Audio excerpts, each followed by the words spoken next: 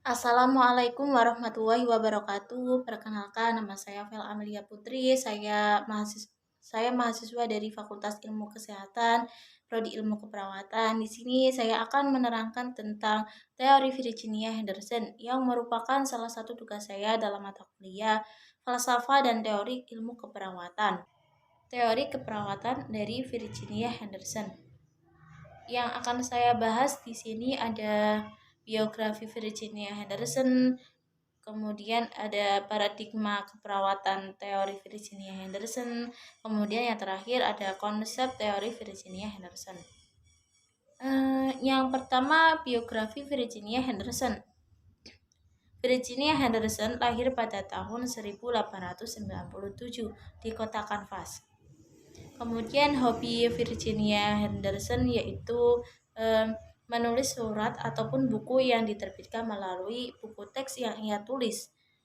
Dia juga suka menyuarakan jati diri profesi keperawatannya pada dunia mengenai definisi keperawatan dan fungsi perawat.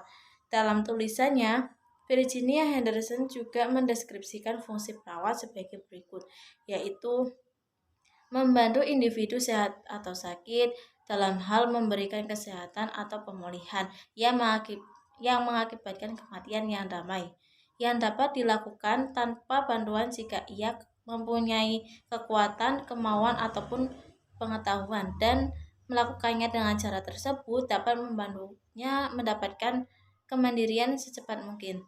Kemudian ada paradigma keperawatan. Paradigma keperawatan ada 4 finansial. Yang pertama ada manusia, kemudian ada lingkungan, kemudian ada sehat sakit, dan keperawatan. Manusia di sini diartikan sebagai kesatuan yang tidak dapat dipisahkan. Jiwa dan raga adalah satu kesatuan. Setiap manusia harus berupaya untuk mempertahankan keseimbangan fisiologi dan emosional. Kemudian yang kedua ada lingkungan. Lingkungan menurut Virginia Henderson diartikan sebagai faktor eksternal dan kondisi yang mempengaruhi kehidupan dan perkembangan manusia. Kemudian ada sehat sakit. Sehat menurut Virginia Henderson adalah kualitas hidup tertentu yang oleh Henderson dihubungkan dengan kemandirian. Kemudian ada sakit. Sakit adalah keterbatasan kemandirian. Kemudian ada keperawatan. Fungsi unik dari keperawat adalah untuk membantu individu apabila dia sakit atau sehat yang dapat memperoleh kemandiriannya sesegera mungkin. Kemudian ada konsep teori Virginia Henderson.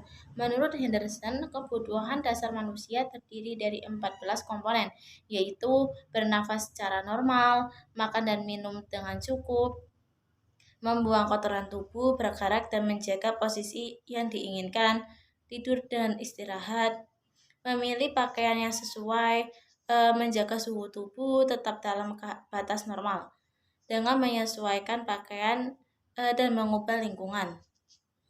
Kemudian ada menjaga tubuh tetap bersih dan terawat, serta melindungi integumen, menghindari bahaya lingkungan yang bisa melukai, berkomunikasi dengan orang lain dalam mengungkapkan kebutuhan, rasa takut, atau pendapat, beribadah sesuai dengan keyakinan, bekerja dengan tata cara yang mengandung unsur prestasi, kemudian juga bermain atau terlibat dalam berbagai kegiatan rekreasi, belajar mengetahui atau memuaskan rasa penasaran yang menuntun kadar perkembangan normal dan kesehatan serta menggunakan fasilitas kesehatan yang tersedia.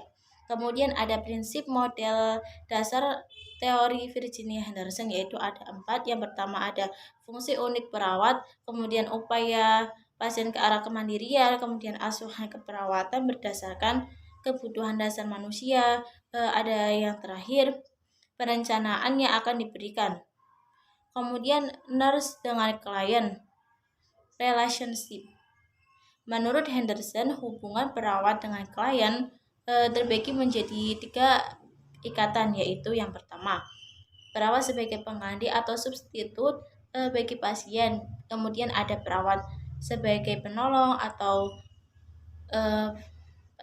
atau helper bagi pasien, kemudian perawat sebagai mitra atau partner bagi pasien, kemudian dokter dengan nurse relationship.